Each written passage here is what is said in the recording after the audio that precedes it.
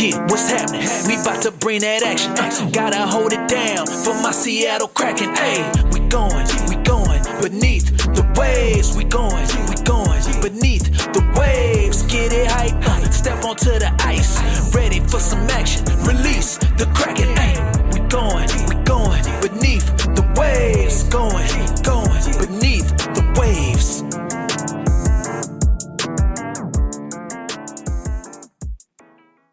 What is up, everyone? Welcome into the Beneath the Waves podcast, your weekly source of all things Seattle Kraken and beyond. I am Matt, I'm Heather. I am Derek. And I'm Alex.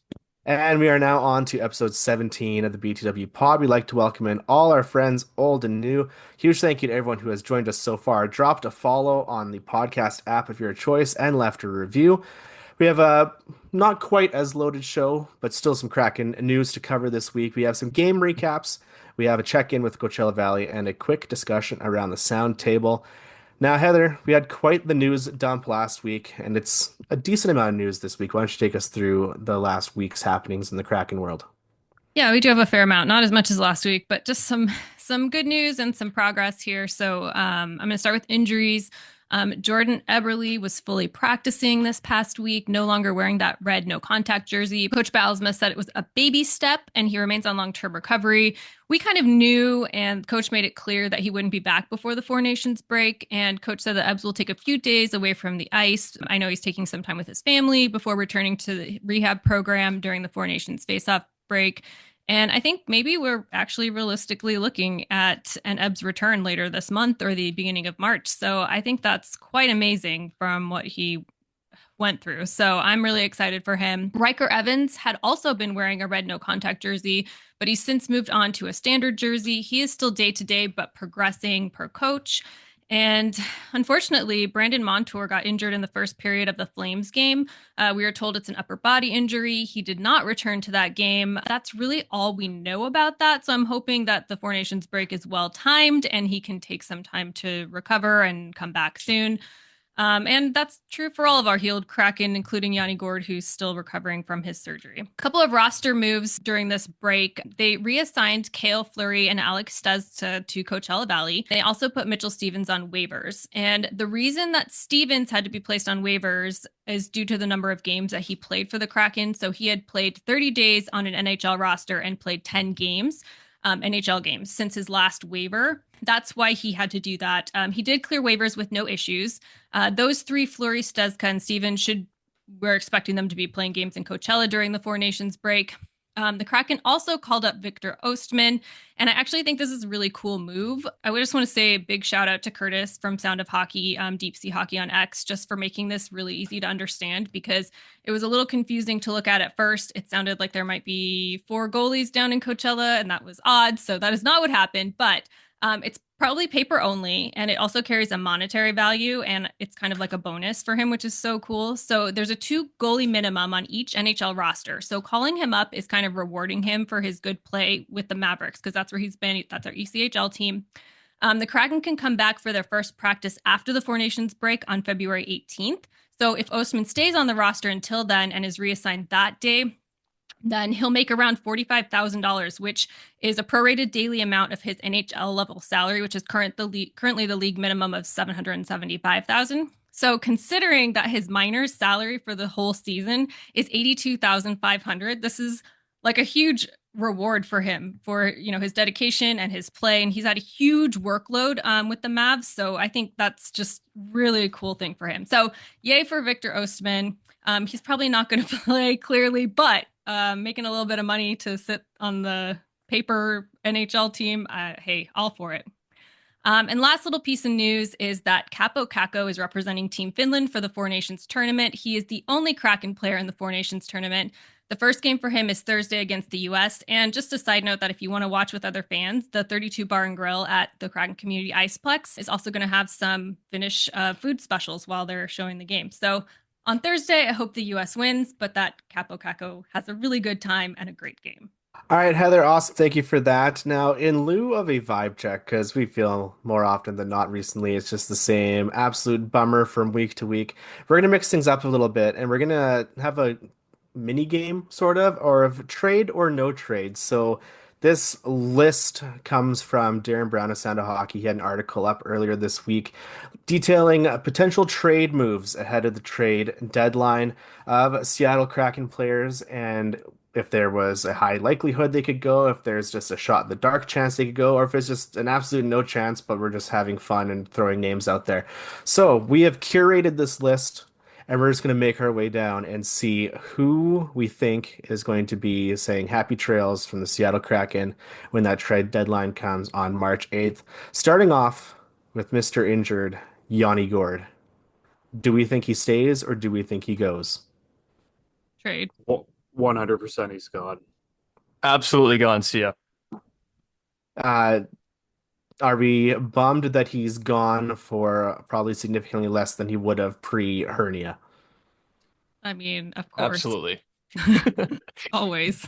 Difficult to say because I think the biggest thing is that his expectation to return back from injury is the trade deadline day. So if he's, on the ice practicing and has a positive medical report, we could still get something to the same degree because he's going to be here for playoffs. Like that's what you're trading him for. Um, you know, People are there's been talk around the NHL that he could maybe bring in a first round pick. That would be a very low first round pick. At worst, you might see him bring in a second round pick. I wonder also if we could retain a little bit. He is making like close to 5.2. I wonder if we could retain a little bit to make that value go up a little bit too. That's what I've wondered too, especially with some of the teams that I've read in on that might be interested in on him. You could easily may get a second round pick and a good player as well. Or, some form of third line player that's young that you can slot in right away. All right, this next name, I think we're all going to be unanimous on it, and this would be the absolute dagger to the heart of the Kraken internet community. Mr. Turbo, Brandon Tanev. Trade. See you later. Bye. It's destined. It's going to happen. I'm not happy about it, but yes, he's gone. Okay, so this is my thing. So we've had the real spectrum of departures so far this season. We had Will Borgen that the internet was lit on fire, and we had Philip Grubauer that was just the complete opposite end. Where is Brandon Tanev gonna fall on that spectrum when he departs? It's worse than Will Borgen. It'll be Hide- worse. Hide It'll- your kids, hide your wife, hide your husbands because Kraken Twitter is going to find you. I feel like the name has been floated, especially from KC Kraken Canada in the room with us right now for like two. I feel like it's been floated since day one of the franchise, but at least like 2 years. Yeah, So I feel if we like go everyone back should to- be warmed up to it. If we go back to our time capsule that we record on like August 21st, Alex's hot take was that Brandon Tanev wouldn't make it to opening day. So he's been just biding his time, turning his page a day calendar, waiting for it to happen. I mean, I agree with it. I still think it's going to be terrible out there in the streets. Oh, 100% it's going to be bad. But like the reason why I said at the start of the season that he was going to get dealt was that we had too many forwards and we didn't have enough cap space. And then they worked their magic. But now, expiring contract, he's playing fourth line minutes and he can do something better on a playoff team. And let's also get only some making assets for him. only making 3.5 mil compared to Yanni's 5.2. So it should be a lot more easy to deal Tanev for sure. But you could easily retain both on Tanev and Gord. Hypothetically, you could. All right, now we get into less of our sure things. Just going through this list here. Next up is Josh Mahura. Yeah, our audio-based format, Heather just shrugged, and I shrugged as well. I mean, it's fine if they want to get rid of him and leave room for like Cale Fleury or somebody. That's cool. But I mean, Josh Mahura has done well for us this season, so I'm also fine if he stays. Like, I don't really have I don't know. It could go either way, I guess. He plays that sixth defenseman role so perfectly, and he's cheap. So like, you're trading him, you're not going to get much back, I don't think, for him. Like I think like a mid-tier draft pick at the most. And you're looking at what the Kraken have for defense coming up through, the AHL. Like, yeah, Cale Fleury could replace him, but also he's someone that you could easily re-sign next season for a very low amount of money. So I would keep him. It's really hard, I think, because you do also have to re-sign Riker. He's an RFA next year. Mahura is a UFA next year. It kind of reminds me of when Susi was heading into unrestricted free agency. And I really wanted them to deal him if they were planning on not signing him. I'm going to say the same thing here. If the org is not planning on signing Mahura for cheap, like Alex said, for the next like year or two to just fill in until we can have a prospect replace him. I mean, we got Larson on that long-term deal. We got Montour on that long-term deal. We can deal Alexiak, but it doesn't open up that much room. But yeah, if they're not planning on keeping him, I say trade him. 775K this year, and he's been playing lights out. So a playoff team that doesn't have that much cap space would eat him up. Yeah. All right, next up, this one's been gaining a bit of traction lately. Our all-star from last year, Mr. San Diego, Oliver Bjorkstrand. I just don't see it happening. I don't know. Keep him. For the right trade package, I would do it. I love Bjorky, I do. But if a team came in and said we will offer you X, Y, and Z, I think you do it because he is getting into his 30s. You know, Derek's prime age to sell. You know, fire off He's the moon. 29. So you know, you have to look at the window. If you're looking at rebuilding, he's not going to be someone in your plans for the next couple of years. Do you trade him now and get a higher asset return right now? Or do you keep him on for another year, trade him off at the deadline next year? He might not have the same point production that he's had this year and get a lower return. So I think it all depends on what the return would be. Yeah, it really depends on that XYZ, what comes down the trade pipeline. Here, I think our next one, we have someone that we all, with our hearts, know what we would like to say, but maybe our brains say something else. Andre Burakovsky, I Mr. mean, Buttonhook, Mr. I hope Glassbones. yes. I hope yes. I would vote for buyout here because I mean, what are you going to retain the entire 5.5 million for him to go and stink it up somewhere else? Like, it's just I don't see it happening. Yeah, I don't know his value. That's the thing. I worry because his production's so low, but that's I would take one used puck as a return, and I'd be happy with that. I think A we warm-up would win the puck. trade. Yep. poor Berkey. Oh, yeah, he makes enough. You can rag on him a bit. Next up, a guy who's actually been producing this year, Jaden Schwartz, has been getting a lot of talk recently. How do we feel about Schwartzy, Schweeberger, Schweereg? Absolutely. I don't want it, but I understand his value as well for other teams. So if it happens, it happens. See you, Schweereg. So he has a no movement clause, I believe it is. I don't know if it's I think it's Like partial. 16 teams. Yeah. Yeah. But he doesn't have a high salary. So the nice thing with the Kraken is that a lot of their players they're tradable salaries. I think it kind of falls in the same category as Bjorkstrand. If the right trade comes along, I think you deal him. He's producing really well this year. He's not going to produce this. I don't think he's going to be producing like he is this year, next year, in his last year. I just don't see it. I just want to note one thing, Alex. You said it perfectly. You're looking around and you're saying, "Wow, all these contracts are just written so well to be able to just get out of all these, just trade them away." You know who set that up? Ron Francis. Okay, he did a great job maintaining that all these contracts were not out of hand, and I think it's brilliant because he gave us flexibility. Now we're going to be able to sort of Swiss Army knife this thing up, manipulate our roster the way we need to. We might be able to get back to contention in a year or two or something. So you're trusting the man who gave all these contracts, knowing that they were going to fail, to do it all again? He did not know they were going to fail. He gave himself an out in case they did fail, and that's what happened. So you're going to trust him again to do the whole thing again? Like we're going to come back Absolutely, I will. We're going to come back here in like what 2030 and be like, "Oh, look, he gave them a bunch of fail safes. Said he's going to do it again."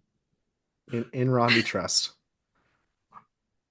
Okay, these next couple names were on the low likelihood area of Darren Brown's list. We still want to talk about because it could be a little interesting. Ellie Tolvanen. No. No, I don't see it happening. Absolutely not. One thing that he said in his article was keeping Ellie Tolvanen around will likely keep Capo Caco happy and make it more likely to get a favorable deal with him. So I think that is a mutually beneficial leveraging piece for everyone involved.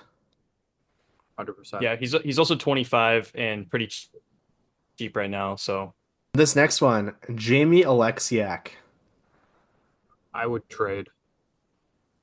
He I has would. a I just don't know where. I just don't know who or what or where. That's the thing with him. I don't know. He's pretty maybe pricey, Dallas isn't wants him he? back. if we could trade 4.6. if we could trade Will Borgen and get a return like Capo Caco, I think a team's willing to make a chance on Jamie Olesiak. He has the height, he has the weight. Doesn't He use it. doesn't use it, Yeah, we but need a GM who doesn't watch Kraken games yeah. to be like, oh, 6'7". Oh, oh, So maybe get that guy. 31 teams in the NHL.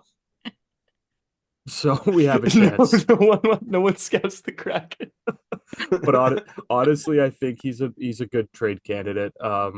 It just I, out of all defensemen, I think he's the likely one to be traded if a deal comes across the table. All right, this next one is, I think, in the Brandon Tanev category of uproar if a move were to happen. Vince Dunn. No, I don't think it's happening. I I mean, I feel can like it's look at an it like, do I want it or not? Like, I don't think it's happening. no. I don't want it, and it's not happening. Mm-mm, mm-mm. I don't want it. I don't think it would happen at this deadline. If it was going to happen, it would happen in the off season. You know, barring Ron Francis gets replaced as general manager, the new GM wants to make a statement trade. That might open up a Vince Dunn trade at at the draft, like something like that. I don't foresee him being dealt though. Yeah, I mean, I feel like we have time. Like he's making 7.4 right now, but we have him until he hits UFA in 2027. So it's a move that we can kind of kick the can down the road. We know that he's worth that value, and he probably will be worth that value in the future too. So yeah, Well, his contract just gets nicer and nicer each season because the cap goes up. exactly. Yep. He Yep. becomes his salary becomes as if like we're talking about it like an Olesiak contract at like 4.2 or something like that. In 100%. 3 years' time, a Yeah, Vince in Dunn two contract. years, yeah, Yeah, Vince Dunn is looked at it yeah. as like a $4 million contract in today's salary cap. We could get a haul in 2 years for Vince Dunn. Well, hopefully we don't get Taylor Hall. We'll hopefully get a different type of Hall. That was good. That was That's good. I like awful. that. All right, It was and good. the last name that crossed our news desks just a few hours ago in our little staff chat was Jared McCann, brought up by a Winnipeg Jets writer for Sportsnet, Jacob Stoller. I need a goal horn for this because all I want to say is no.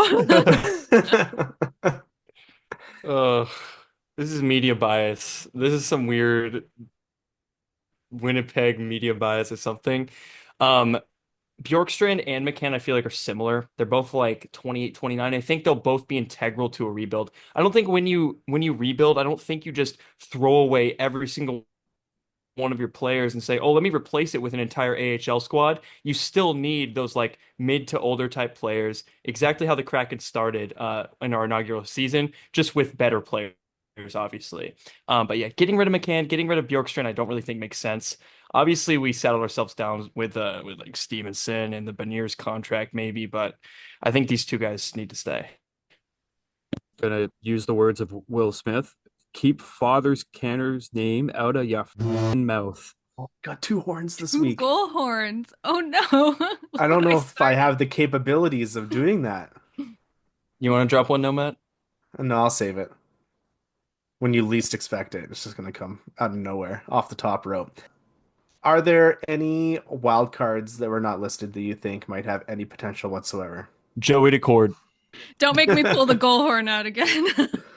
No, we're trading him, and then we're gonna send the team off to Atlanta. Well, we had some fun discussions there. We'll see in what, 3 weeks' time, 4 weeks' time, how many Kraken members actually remain on the roster.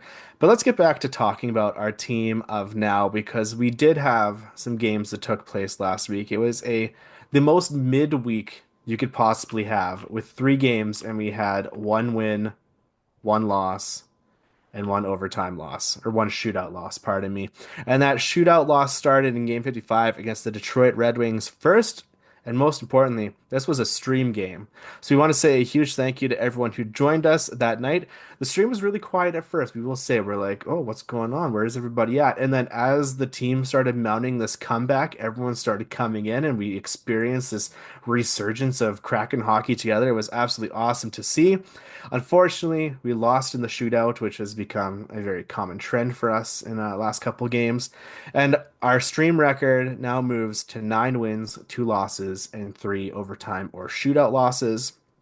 Also in this game, which we'll hear about in a little bit, Derek was our boots on the ground reporter. He was in arena taking in all the action from very primo seats. We had some awesome video footage up on our Twitter account that you could have checked out if you're following us at BTWSEA.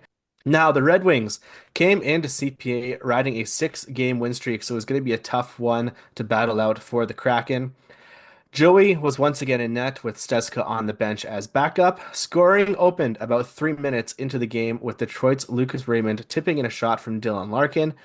Midway through the period, Matty Beniers, however, tied things up with a Sidney Crosby-esque goal from after an awesome feed from Capo Caco, which took him all the way around the net until he found his center, who on one knee just blasted it into the back of the net. In classic Kraken fashion, we gave up a goal with less than a minute left in the period as Detroit's Sider blasted a shot past Joey only 3 seconds into their power play to make it 2-1 heading into the break. It's something that we always love to see. Shane Wright answered the call with a response goal early in the second period. In a squiddy contender for goal of the year, Shane took a drop pass from Andrei Burakovsky and nailed it bar down through a very, very small, tight window. Go watch the replay if you have not seen it. The Wings then took back-to-back goals to extend to a 2-goal lead. The first came off a Jonathan Bergen, a very fast wrist shot off the faceoff. The second came in the third period when Detroit giant Elmer Soderblom cleaned up a rebound after being left wide open in front of the net. But now we can cue the Kraken comeback. None other than Shane Wright got things going. When his attempted pass to Berkey went off a defender's skate, Shane scooped it up, said, I'll do it myself, and then sent a little chip shot into the net. Shane was officially on hat-trick watch, which had us buzzing. Heather was jumping out of her chair. Just absolute chaos and anarchy was reigning on the stream. But then, with less than 3 minutes remaining in the game, BTW favorite Chandler Stevenson, Channy Steves tied things up. Brandon Tanev sent a cross-ice pass to a streaking Stevie in a fashion that is becoming very common. Stevenson effortlessly skated in and tapped it 5-hole, and then we were off to bonus hockey. These goals from Stevenson and Wright put us at 9 players with 10-plus goals on the season. This ties us for first in the league with Carolina and Washington. I'm not sure if that stat has changed since this game played, but that was the stat at the time.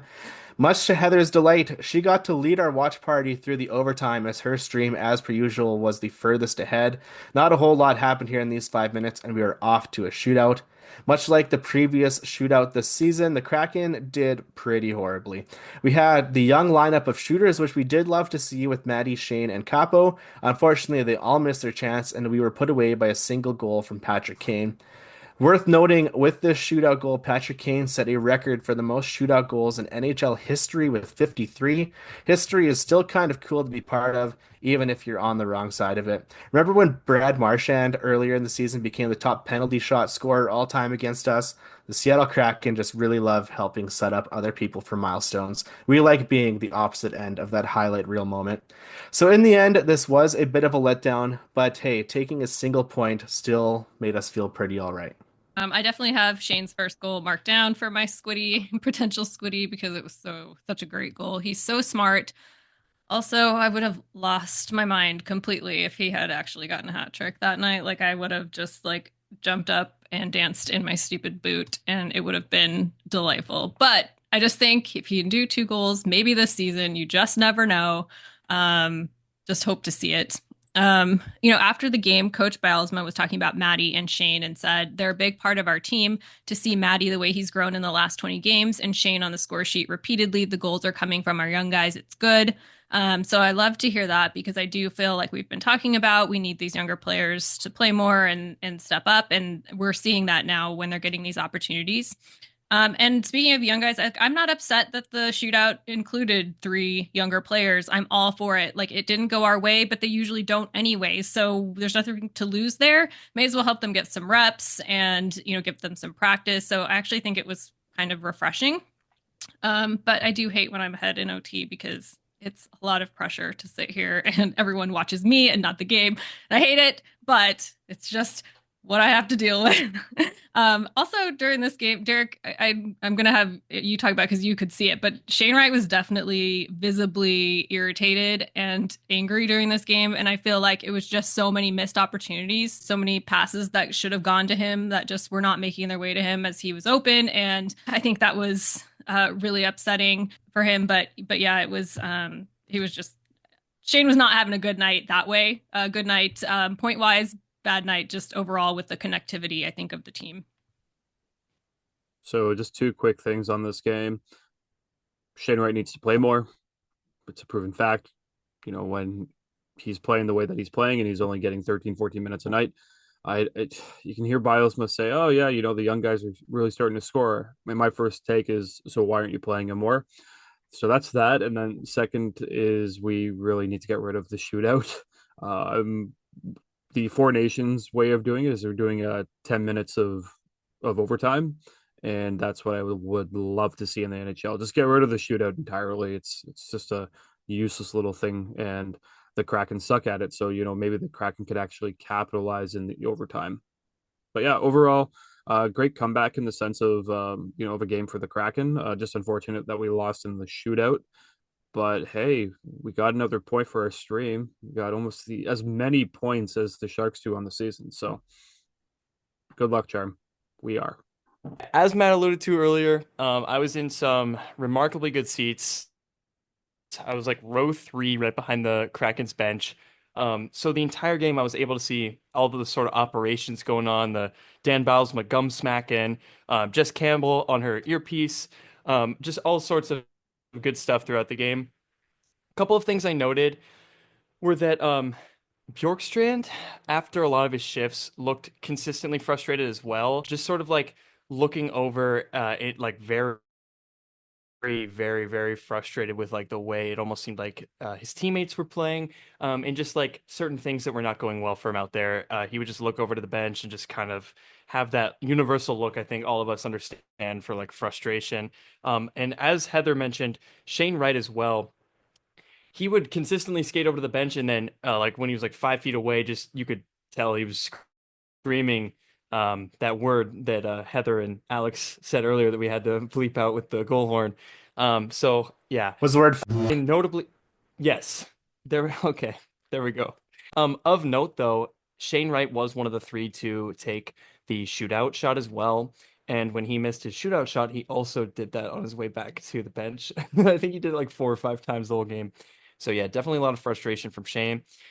Another weird thing, facial wise, was Andre Burakovsky. He would just have like the worst shifts imaginable, and then he'd skate to the bench, and then as soon as he get to the bench, he'd make like these like weird like like these weird faces. There was like, dude, why are you making goofy faces to your teammates?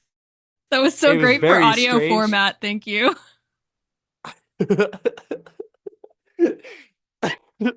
Let me try to imagine. I don't even know. They were just the goofiest. Imagine the goofiest face you could imagine, and that's what it was. And then also Soderblom and Alexiak. They're Soderblom's like 6'8", and Alexiak 6'7", and they were like getting into some serious beef. And the guy that was sitting next to me was like screaming at them to have like a giant fight. Basically, I'm disappointed that didn't happen.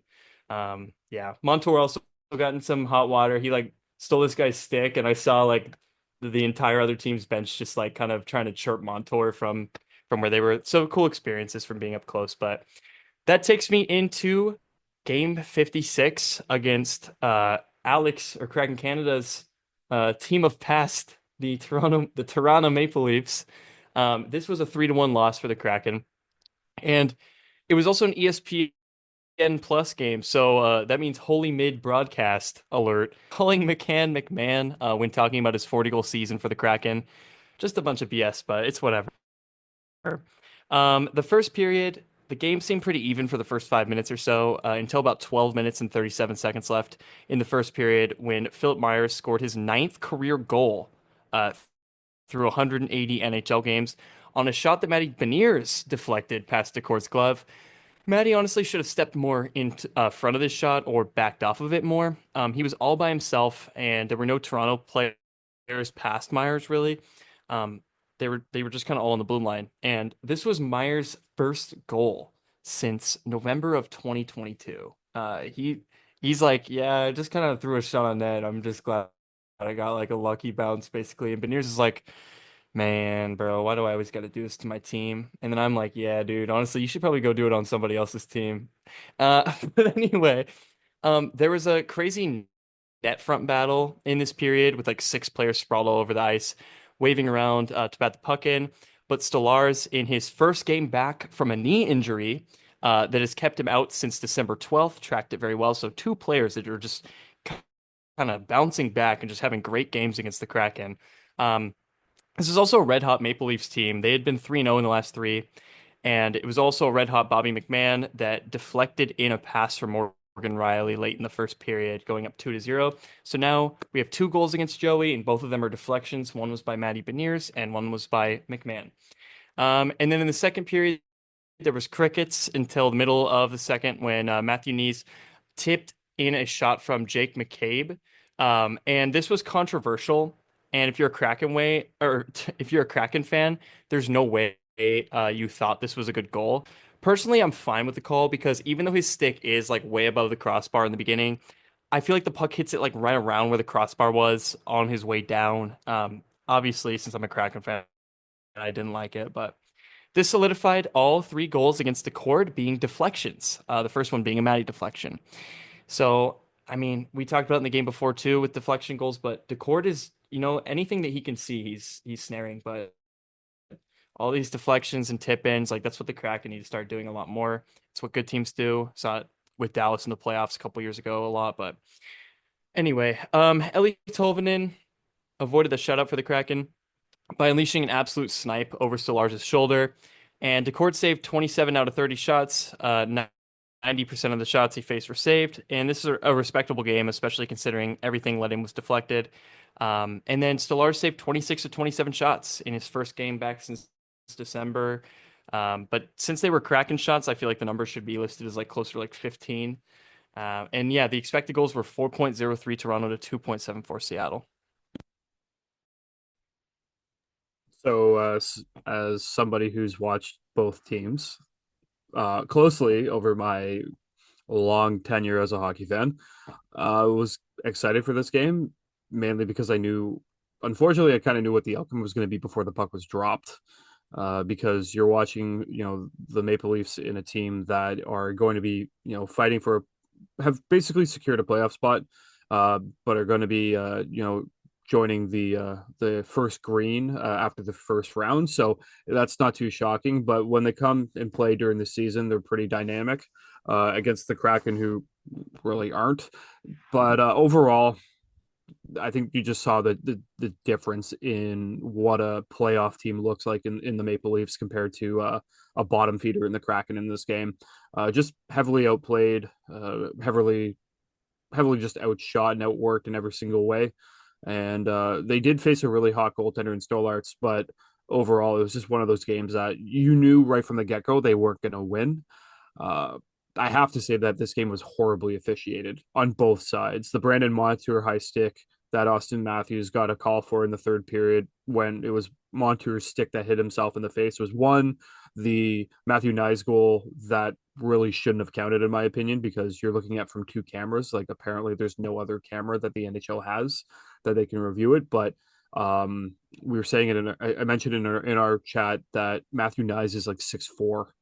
So like if he's lifting his stick higher than his waist or even higher than, higher than his like around his shoulder blade, we're talking about, it's a high stick. So that shouldn't have counted. Overall, this game could have been a massive blowout, but Joey is Joey Decord. I'm still very salty because the amount of people that I've spoken to since this game saying, why didn't Joey get his passport on time? Because he should have been playing for Team Canada. Because if you don't know, we have Jordan Binnington, Aiden Hill, and Samuel Montembeault as our three goaltenders, and we could have had Joey Decord. But I digress. Overall, yeah, just outplayed in every single way. And it just kind of is what it is in these types of situations. These are the types of games that you watch and you go, we would love to have players like Mitch Marner, Austin Matthews, and those types of NHL stars. So hopefully, in a couple of years' time, we're going to be watching games and be like, we have those stars. But in the meantime, we just got to accept for what it was, and wasn't our game as per usual. So this was the Kraken's 5th loss in 6 games, which is kind of a yikes. No goals until the 3rd. I mean, but thank goodness for Ellie Tolvanen, right? Also, it was another Joey assist, which we love. That's just cool. Closer to that goalie goal. Love that. With Tolvy's goal, he matched his goal total from last season with 16 goals, and there's still more games to play. So I like that. His career high is 18 goals, which he did in the 22-23 season. So I think he can beat that this year also. So these are positives. I mean, I really dug deep, but I found some good stuff. The Kraken were outshot during their own power play at one point. I mean, that part's not good. The other thing that wasn't good is that as the Kraken are not doing well, some of these, sort of more well-known franchises and popular franchises are kind of taking over Climate Pledge Arena. So that's kind of upsetting. Like, this was no exception. Lots of Leafs fans. So that's sad. So I'm hoping that we can kind of rally and get some more Kraken fans at these games, because the Red Wings game too, that was very, very red, as Derek saw. So, but I'm going to go on to a game that was actually quite fun to watch. This was game 57 at the Calgary Flames. This is the last one before the Four Nations break, and it was a 3-2 overtime win. Before I get into this one, I know it was a win, but I just have to say it's yet another game where the Kraken mount a comeback in the 3rd period, and I'm glad they're able to get this one done. But like we've said over and over again, like, you can't count on the ability to overcome these deficits every single time. Like, it's becoming such a pattern that it's kind of frustrating. So the game started out pretty fast overall, but that also kind of showed like the deficiencies with the Kraken versus the Flames, unfortunately. But Kraken actually, they overcame a penalty. They killed a penalty off when Ellie Tolvanen high-sticked Rasmus Andersson. And then, of course, we had a Pospisil penalty as well. It was at 11:55 into the first. It was a high sticky against Vince Dunn, who, to be honest, really sold that one. I mean, he really jumped out of the way for that one. And you know what? Good for him, because sometimes that's what you got to do in these situations, and especially in that one. But that one turned into a 5-on-3 for the Kraken when the Flames tripped Chandler Stevenson. But the Kraken once again couldn't convert on it. Capo Caco did have a really great try. Dustin Wolf just absolutely robbed him of it. He had this diving save that it was kind of a heartbreaker, because it was such a nice attempt by Caco. But nonetheless, there was one more power play for the Kraken in that period, and they had 0 shots during it. So the teams went into first intermission tied 0-0. Unfortunately, Brandon Montour wasn't on the bench to start the second. And we know it's an upper body, but I still really don't know what happened. I kind of went back and scrubbed through the first period, and I don't really see anything that happened there. So, like I said, I hope it's something small, and I hope that he heals over the break and can come back. Vince Dunn put in a lot of extra work after that to kind of take his place. So we need Montour back. At 2:22 into the second, the Flames got on the scoreboard first. This was an odd man rush that Morgan Frost was able to shoot past Berkey and then past Joey into the net. A little bit of a breakdown there, but okay, what can we do at this point? This is sort of the pattern again. At the end of the second, Ty Cartier cross-checked Jonathan Huberdeau, and he took exception to that, and they kind of got into it. But with that, the Flames started the third with a power play and a 1-0 lead. So the Kraken were able to kill that penalty off at the start of the third. But it wasn't too long after that Nazem Kadri gave the Flames a 2-0 lead. Huberdeau got it through Jamie Oleksiak's legs, like literally through his legs. And then Kadri flew up net front and was able to tap it in front of Cale Fleury right into the net. Shane Wright, though. Shane Wright. Knowing exactly where to be at the right time, he cleans up the rebound and finally got the Kraken on the board at 13:12 into the third. He moved into position right in front of the crease to take advantage of a loose puck after an Adam Larson shot was turned away by Wolf. And then just a little over 2 minutes later, after not having scored since January 11th, Andrei Burakovsky tied the game. This was a Berkey bullet that Wolf definitely got a glove on, but it sort of bounced right into the net. Oh, and by the way, a Shane Wright assist. So love that. Kraken were off to overtime with a point in the books at least, so we'll take a point anytime we can get a point. At 141 into OT, Frost was called for holding against Vince Dunn. So we had the man advantage, and in the flame zone, Chandler Stevenson got the puck to Vince Dunn, who got it to Matty Beniers. Matty faked a shot from the right circle in the flame zone, took the puck back around to create more room, making it almost to the other circle before he fired off a shot. Schwartz, in Schwartz fashion, he seems to do this a lot, literally jumped off the ground, out of the way, and the Kraken secured an amazing OT win after a wild comeback. So going into the break on a high at least, Shane Wright also, by the way, has 8 points, 4 goals and 4 assists in his last 8 games. He also has 12 goals and 19 assists on the season, and he got his first Hockey Night in Canada towel.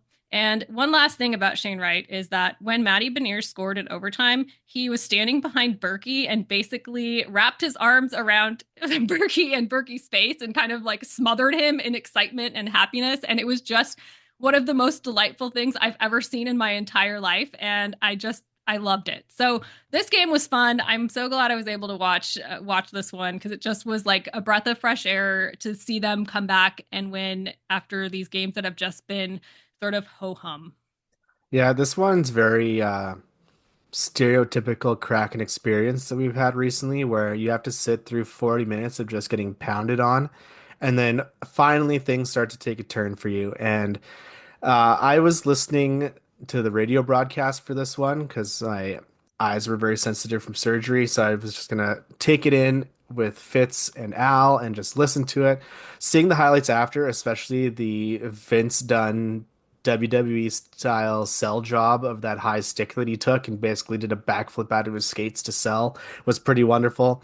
But as soon as we got that first Shane Wright goal and things started to seem to happen, it's like, all right, we gotta see this one to believe this one because I think it's gonna be one of those games.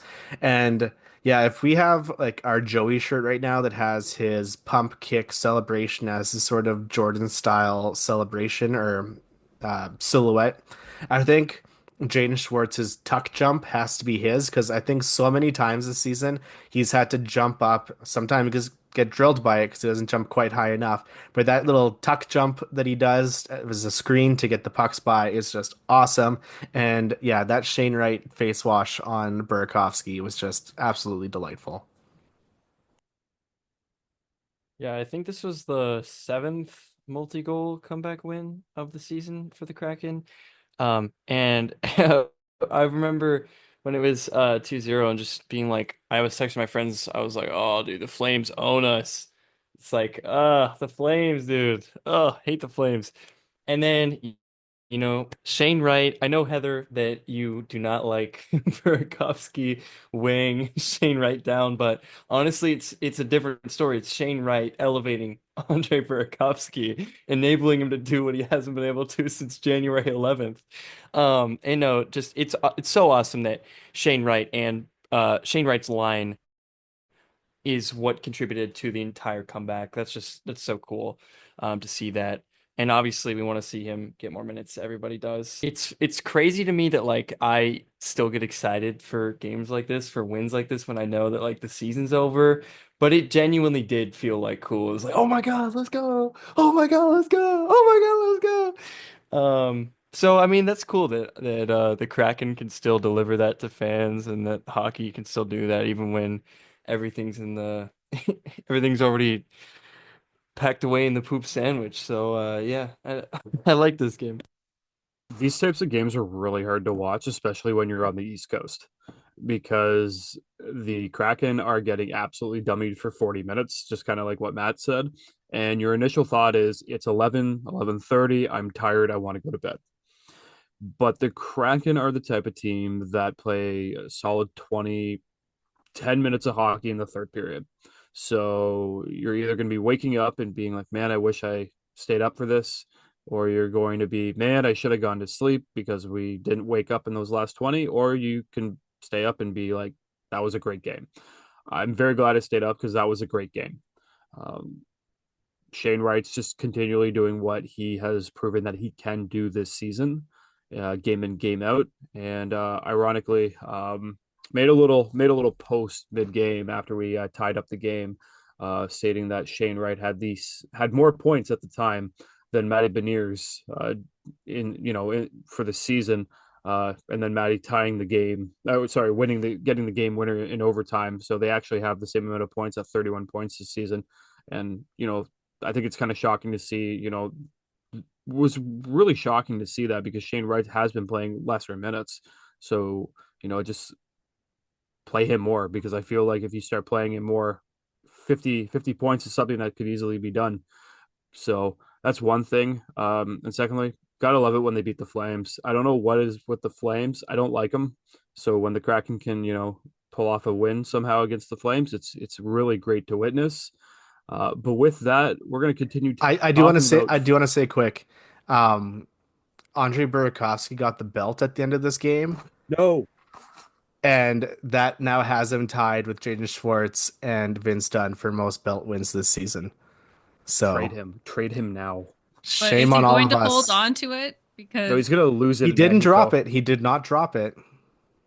And he has not dropped it in his 3 times he has been awarded that belt. He I took it just with wanted him to on vacation. probably he's gonna leave it on a barge in Mexico somewhere. Overall, great comeback. Speaking of Flames, we're going to go a little bit down south to Coachella, and we're going to talk about the Desert Dialogues. And that's not the only thing about Flames because Coachella Valley Firebirds, they were on fire and they played on Friday, February 7th against the San Jose Gulls after the AHL All-Star break with a 3-2 overtime win. So this game was Luke Hedman's 200th AHL game and Ben Myers' 100th AHL game. While neither team was able to score in the first period, the Firebirds were able to get on the scoreboard first during the second period. Logan Morrison fed the puck to Ben Myers, who tapped it into the goal during a power play. The secondary assist belonged to the one, the only Daniel Sprong. And this was Ben Myers' 15th goal of the season. The Firebirds took a 2-0 lead just 58 seconds later. Ty Nelson shot from the right point, and Johnny Neiman tipped it into the net. This was Neiman's 18th goal of the season, and as of recording, he leads all rookies in goals this season. Hats off to that Finn. And Max Lajoie had the secondary assist. The Gulls were able to tie it up with one goal in the second and another in the third to take this game to overtime. The Firebirds were serving a too many men penalty with Daniel Sprong in the box, but as the penalty expired, he came ripping out of the box, grabbed the puck, circled the net, and then shot the puck from the slot to win the game. This was his 7th of the season and his second straight overtime winner. Philip Grubauer got his second win as a Firebird, stopping 29 of 31 shots. So it's been very nice to see Philip Grubauer, get 2 wins and has really hopefully figured out his game in the AHL. And hopefully, if he does come back, that can translate to the NHL if he does have a return. And Daniel Sprong just, increasing that trade value for when we trade him in at the deadline and getting it like a conditional 7th. So I can't wait for that.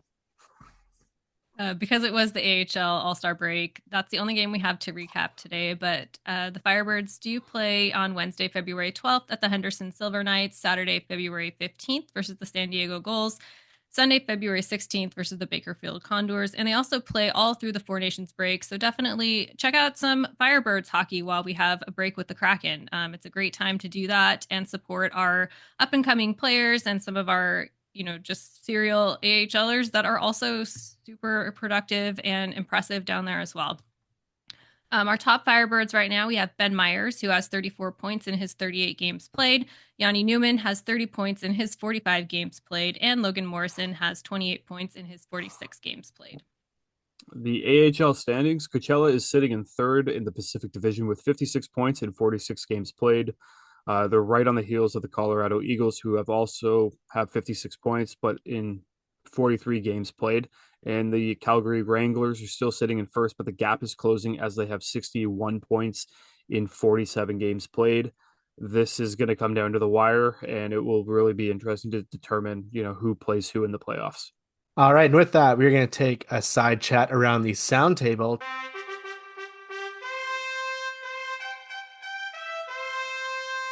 Talking about all sorts of news and notes from the hockey world outside of the Seattle Kraken organization. First up, Somebody, please check on Paul Bizinet as he has once again been crushed by hockey Twitter. Earlier this week, Biz went in on Chicago's Connor Bedard. Heard of him? I think he's a kind of good hockey player. And in his game against the Edmonton Oilers, calling out his play and saying he's been playing pond hockey, which just isn't going to fly. In response to this, the Blackhawks Twitter admins tweeted out 22 points in 21 games versus 22 points in your NHL career. That's pond hockey, baby. Showing a career stat line for Biz of 7 goals and 15 assists in 202 games played. And I think that is, as the kids would say, get wrecked, son. Uh, mm, I sense that we have a rare Matt, not W take here.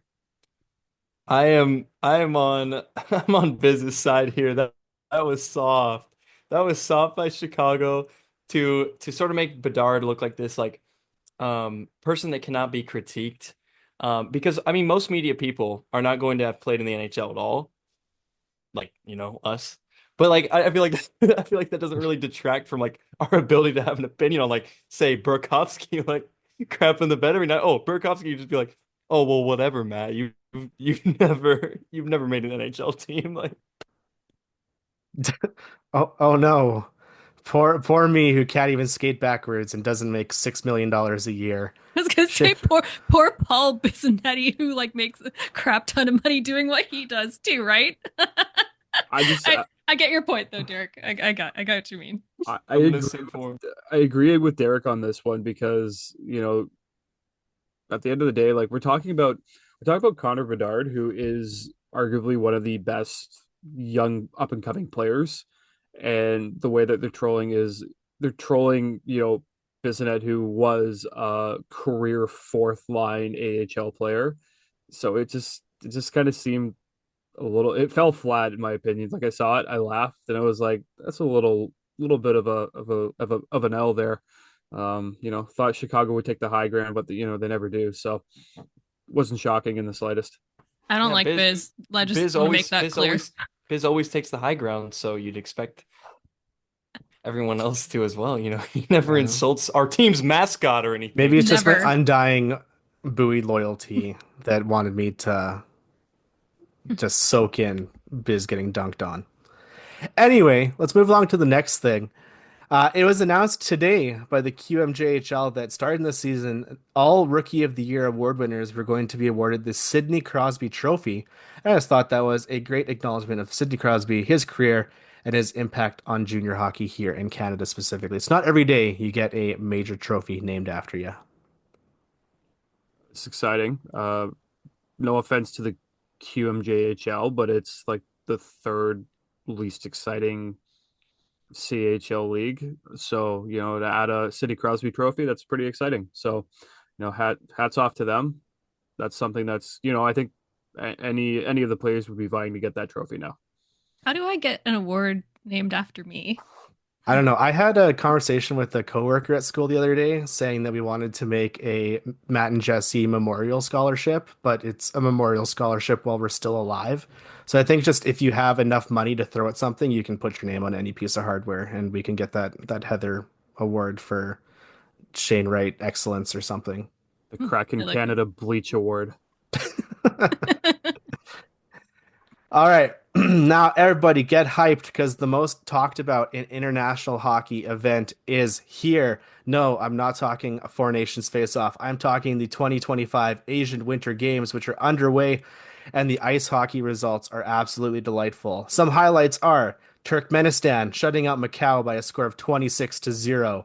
Hong Kong shutting out India 30-0. Kyrgyzstan shutting out Bahrain 29-0, and Hong Kong defeating Macau 26-1. And just if you thought the shot differential in Kraken games was bad, in that last game between Hong Kong and Macau, Hong Kong outshot their opponents 111-4. So when the Kraken are barely squeaking out a franchise almost low of 18, it could always be worse. Yeah, the goaltender still had a better save percentage than Philip Grubauer.